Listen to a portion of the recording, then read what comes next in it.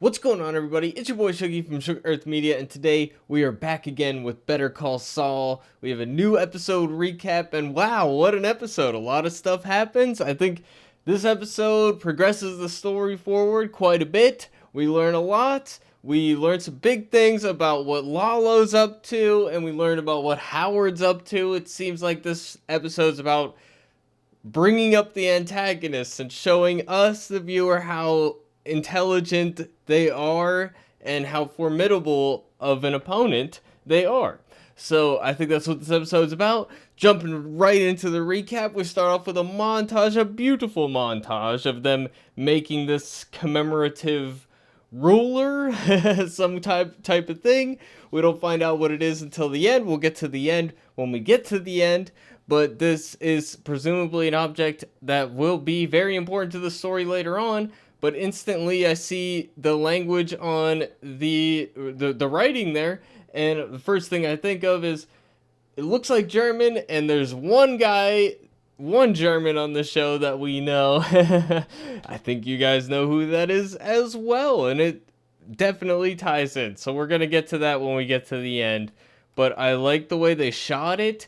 It looks like I think we're gonna have to do some comparison videos at some point because it looks a lot like past montages rather. I almost said monologues. It looks like past montages with the meth cooking and maybe some Cinnabon.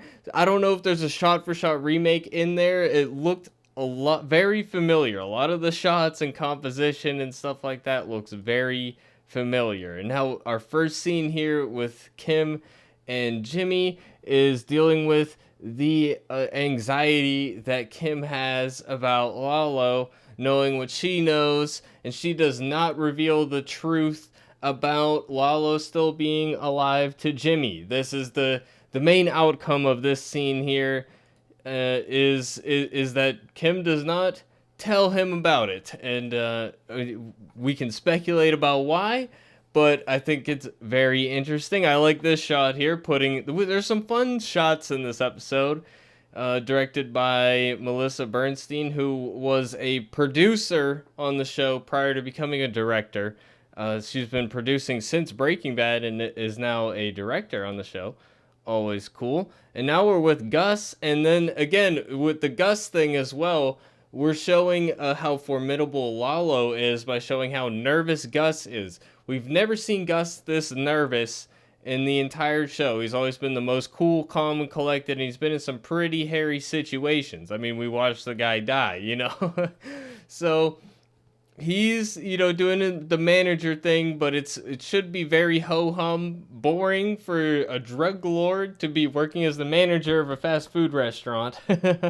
But he gets spooked by somebody dropping some trays. Of course, he's assuming any second now Lalo is going to pop up, or somebody loyal to Lalo is going to pop up and try to kill him at any time in retaliation for what he did. So it makes sense. He runs out into the parking lot here, and I like that we've never seen him like this in Breaking Bad or anything. We're showing how desperate of a situation is.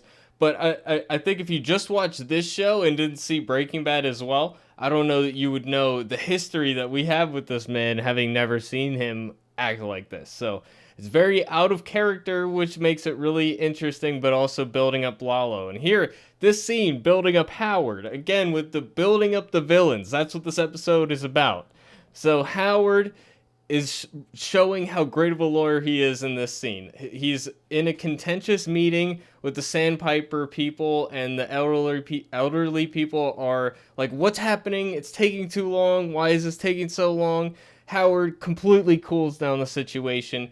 But also, between him and Maine is now suspecting him of being a cocaine addict and all these other things because of the stuff with Jimmy and what Jimmy and Kim have been up to.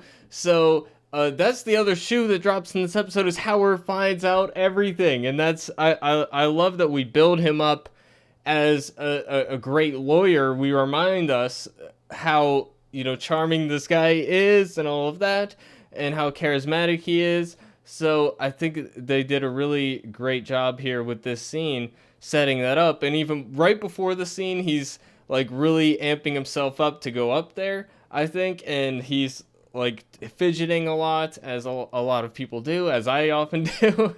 But he's fidgeting. Maine's looking at him, we know he's thinking about cocaine when he sees that twitching leg, which, if of course is not at all what's happening, but you can see he's still a great lawyer, so he's almost questioning it himself, so we get to see the wheels turning. That's what I like about this show, is that we get to figure things out. So we get this scene where Maine finally tells him absolutely everything that he thinks he knows.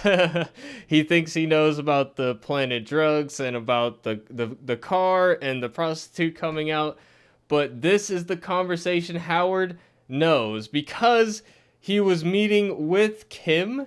He knows for a fact that Jimmy's on the case. He can't prove it, of course, much like how the court can't prove that he worked for Lalo, right? So there's some similarities there. But yeah, he knows that Jimmy was the one who did it, and we know that he's right. So it had to happen at some point. And it's a lot more interesting if he's wise to it and is scheming at the same time, and that we have a lot of smart characters. It makes things a lot more interesting, so that's why I get excited with well-written characters and stuff. And here we got more kind of setting up Saul's future. This is the office. He's now purchased it. He's moved in, and I think that this is how the actual location actually looks. This is the same place they shot the exteriors of the other Saul's office, but this is actually the real location. So we'll get into that, because I got behind the scenes Better Call Saul videos coming up. So make sure you subscribe and like and all that stuff, because we're going to have some behind the scenes breakdowns of Better Call Saul and get a lot of behind the scenes information from the podcast that they do. So I have a top 50 facts about Better Call Saul that will be coming out very soon. So, and then we're going to have more videos like that. If you guys like that video, we will continue to make that. So just want to throw that shameless plug in here while we talk about, I forget this lady's name, but she was in Breaking Bad, and she was his secretary, and she was in previous episodes of Better Call Saul. They referenced the situation. I forgot to look it up before. They reference what happened with her last time, which I frankly forget right now, and I will learn soon. My browser crashed, so I looked it up. It's Francesca. Her name is Francesca, and she was working at the old office that Jimmy had with Kim, and she got laid off. That is what they were talking about when they're like, oh, he wanted to make up for the past. It was her laying her off and promising to rehire her, and that's what's happened here. She asks, where's Kim, when she shows up. She was also in a flash forward. We had a scene that took place after Breaking Bad where they were shredding documents and stuff like that in season 4, I believe, of Better Call Saul. So yeah, we've seen her a couple times now. I like that she's back in the plot again. Here we got Kim doing more scheming. This is a former co-worker of hers when she was working for Mesa Verde and everybody. So not to get too deep into that, but basically she's trying to get information out of her about the Sandpiper case, and she finds out who the judge is, I believe, is what the information that she gets out of that. Now, he has a meeting that's set up by Francesca with somebody named H. Ward, and of course it ends up being Howard. And he wants to box because he knows what's actually happening, so we have a fake battle here, and we have a fun little boxing scene, and I wasn't expecting it. Jimmy almost walks away, and then of course he gives in to his urges. I don't know, is he still really pissed at Howard? I don't even know that he really knows why he's doing the Howard scam at this point. So I think this is him confronting that, and I don't think he knows why he's questioning later why he even does this fight here. So I don't think he really is in control of his life right now, and he doesn't even really know who or what is. But this is what I like Howard doing, the counter schemes. We got the schemes and the counter schemes going. Got a private investigator who's going to look into Jimmy. this will be interesting to see how this plays out. I'm curious to see. Of course, I don't think Jimmy's gonna go too long without realizing that he's being. Although he did not realize about being followed before, so maybe he wouldn't notice about him being followed. But if he starts to follow Kim might notice something. So something's brewing. What is Howard's plan? He doesn't really care what it is. He just wants to kind of destroy Jimmy before it happens the other way around. So here's Kim out, and then she sees Jimmy come back with the injury, and then she says that he can make it work for going to court because he can say, "I'll fight for you." So that's a callback. So that's fun.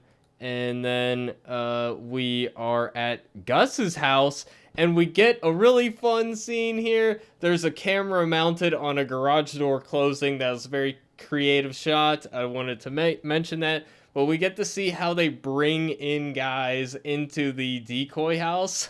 They have the decoy wife lady that we were introduced to. When was that? Was that last week or 2 weeks ago? But we get to see her pull into the garage, and then we see Mike crawl out of a hidden compartment in the trunk of the car, which is hilarious, and I absolutely love to see Mike huddled up in the back there. But here we get to see more of Gus being really kind of shaken by it. He can't sleep. He's obsessing over things that he could have people he hires do. So he's stressing out. This scene, I'm not really sure exactly what's happening here. Somebody can please fill me in down below, but they check. This is of course where the future lab is going to be, and they're building it underground, and he's paranoid about something. Gus is paranoid about something. He's checking something, and this gun that we've seen he has on his ankle, right? And we've seen him multiple times pull it up.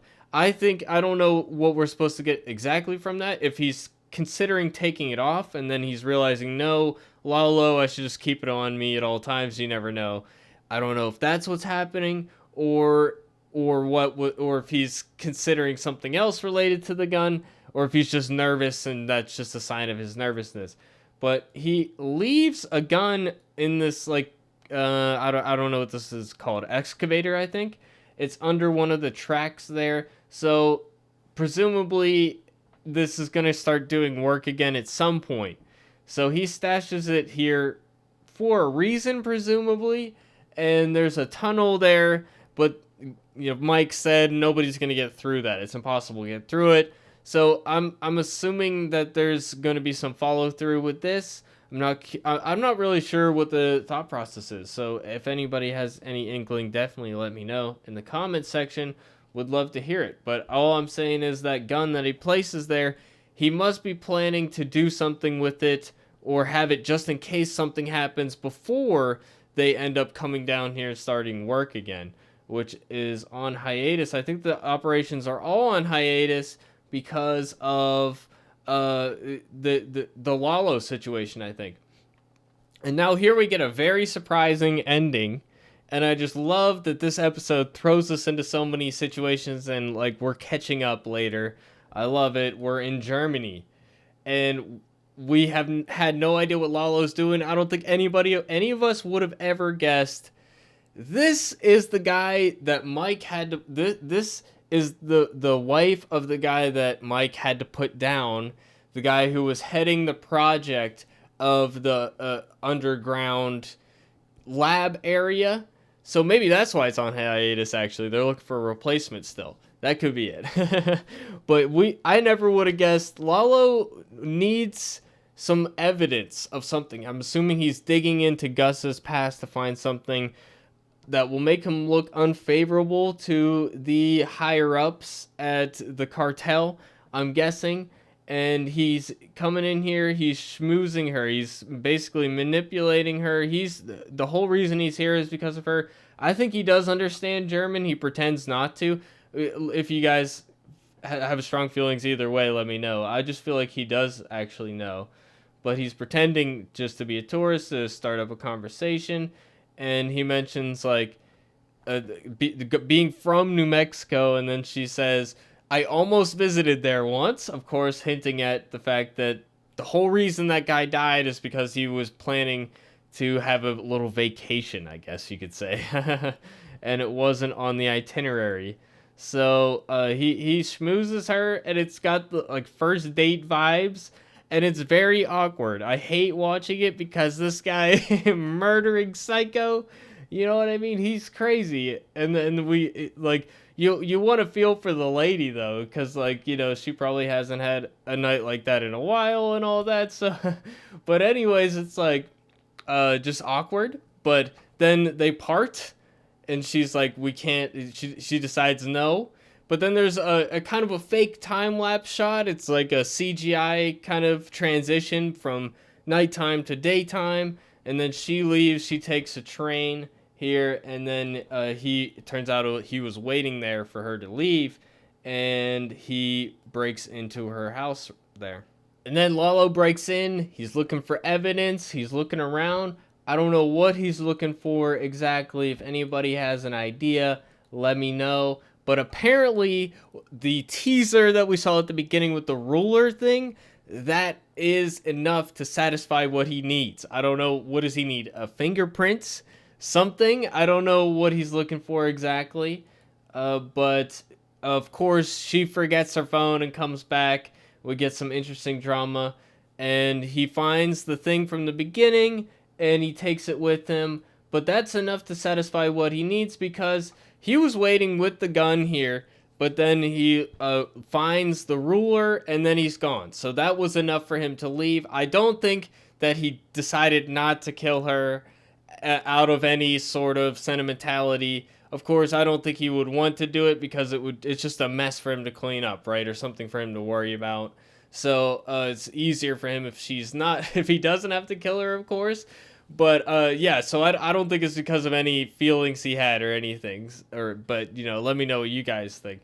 But yeah, he takes the ruler, that was the evidence he needed, and he leaves. He goes out the window, and I like that there's a plot twist where somebody doesn't die. Isn't that interesting? Usually it's the other way around. So anyways, guys, that's the episode. I thought it was a fantastic episode. It's a setup episode. We're setting up for the future, and they said it's only one more episode before mid-season break, and I cannot believe that we're on mid-season break already. But we got those behind-the-scene videos coming up, so that's coming up soon, and you guys, of course, we'll recap the episode next week. That's going to be a lot of fun. I'm loving the show. The show's amazing. Let me know what you guys think in the comment section down below. I hope to hear from you. And with that, it's been your boy Shuggy. Thanks for watching, everybody. Peace out.